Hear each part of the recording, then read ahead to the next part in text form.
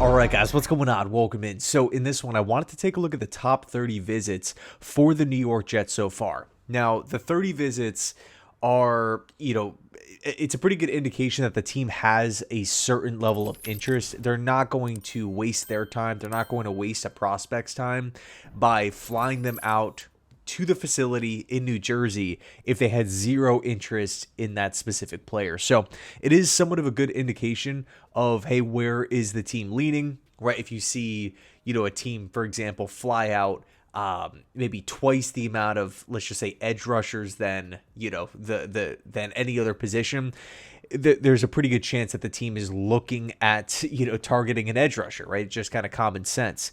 But let's not waste any time. Let's take a look at the top 30 list here. So far, we only have a handful of players. Safety from Fresno State, Dean Clark. Wide receiver from Georgia, Arian Smith. Offensive tackle, left tackle from Minnesota, Aireontae Ersery. Quinn Ewers from Texas. Jacory Croskey-Merritt from Arizona, running back. Jaylen Reed, safety from Penn State. Wide receiver from Washington State, Kyle Williams, who is, I believe, Chris Sims' number 2 or number 3 wide receiver. But moving on down the list, Mykel Williams from Georgia, Tyler Shough, Louisville, Derrick Harmon, Oregon, and Omarr Norman-Lott from Tennessee. Now, there's a couple players that I really want to focus in on, right? And the first is Arian Ersery, right? Left tackle from Minnesota. What type of player is he? I mean, first of all, he's massive, 6'6", 335. He's excellent in the running game, but I would say he's maybe decent in pass protection. I would say he needs coaching up to this point with pass pro. But he's an explosive athlete. He gets off the football really well. He does great things against the better rushers in the Big Ten. He plays whistle to whistle. I think Ersery is one of my favorite prospects in this draft just because I love the project, right? I love hey, this is a guy with the size, with the running game production. But he does have pass pro potential, I would say. Like, he hasn't reached his full ceiling yet. This is someone who's being talked about going in round 2. If you can go out and get Ersery and you hit there, he fits the system, he's receiving that coaching, and he's growing as a player. I mean, this guy could be a starter for a long, long time, right? I think Ersery personally would probably fit best in a run-heavy attack that works off of play action, not a team that's going to be dropping back like 40 times a game. But here's the big question. Ersery plays on the left side.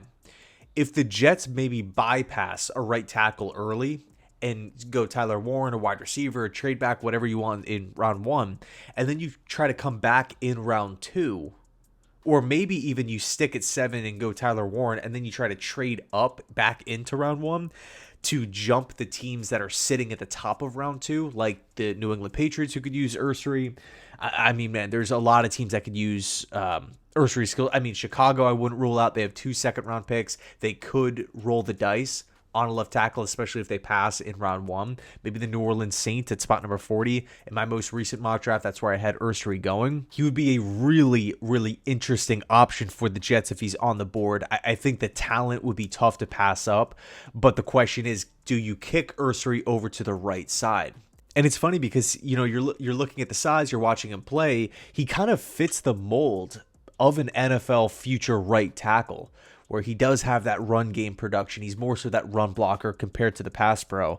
So you'd want to get a guy like that over on the right side, assuming that the quarterback is right-handed.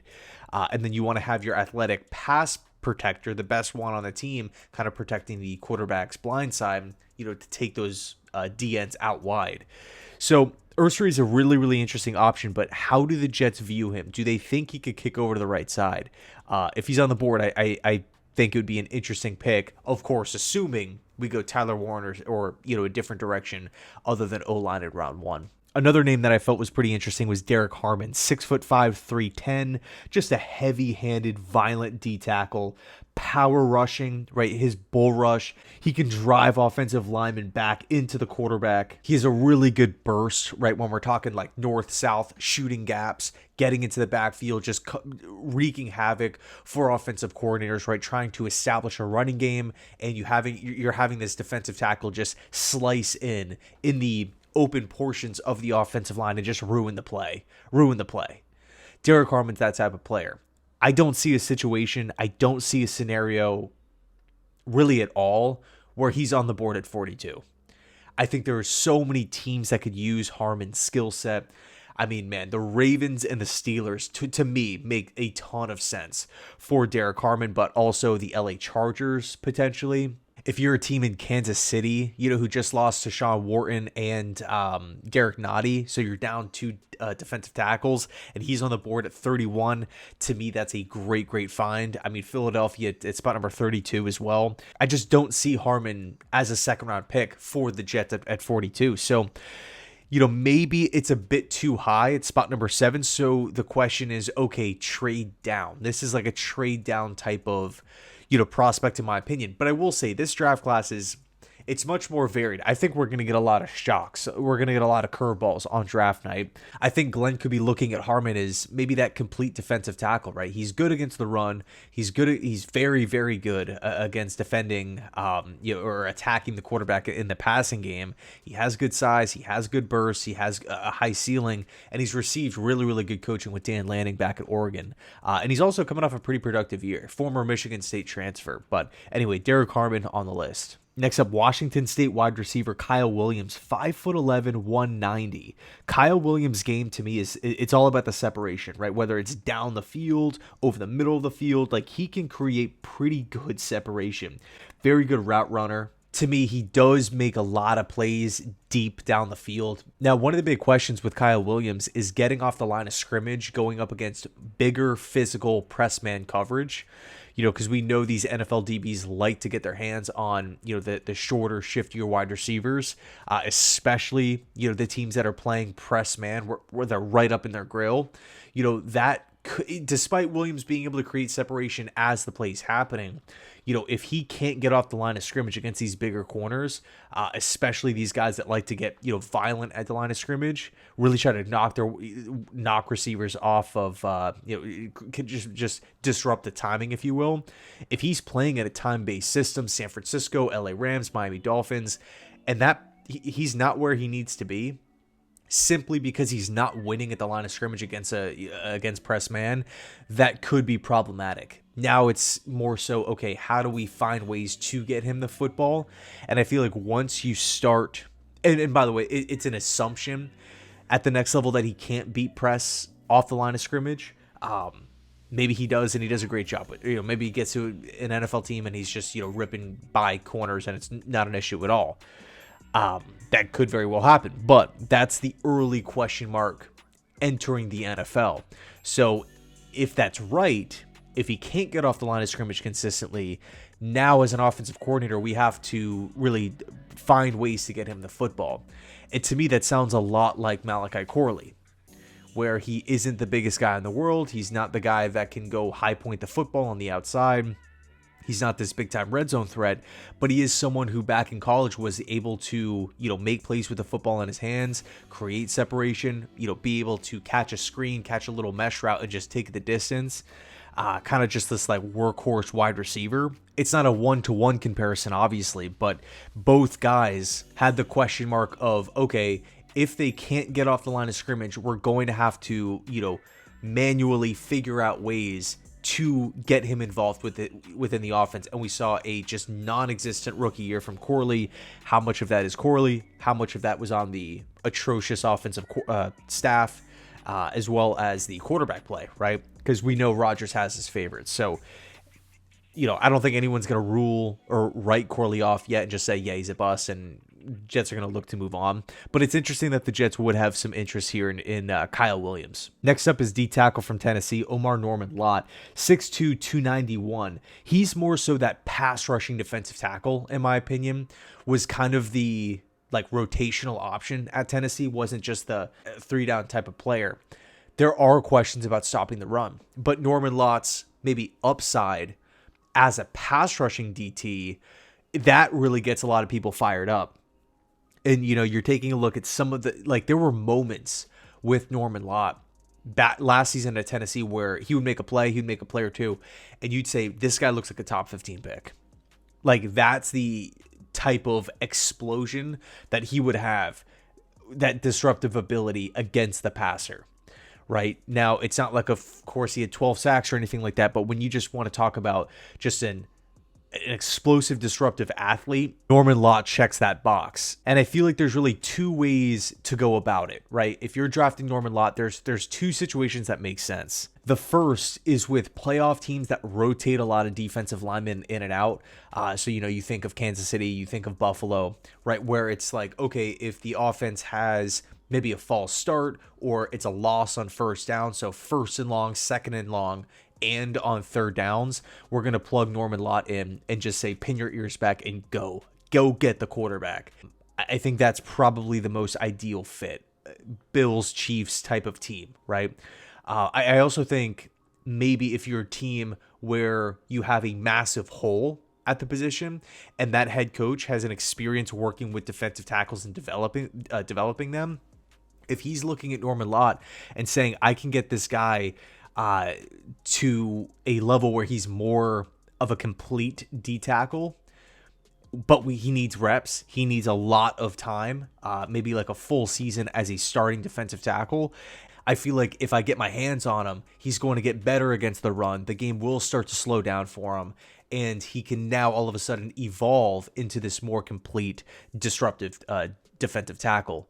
I think both situations make sense. Probably the first situation makes more sense, but the Jets are a team that they lack a D tackle. He wouldn't necessarily be tasked with stopping the run all the time. The Jets did bring in Derrick from Kansas City, and of course Quinn Williams on the other, opposite of him. You have Aaron Glenn. He's done a pretty good job developing defensive linemen back with the Detroit Lions. I don't know if it makes sense or not.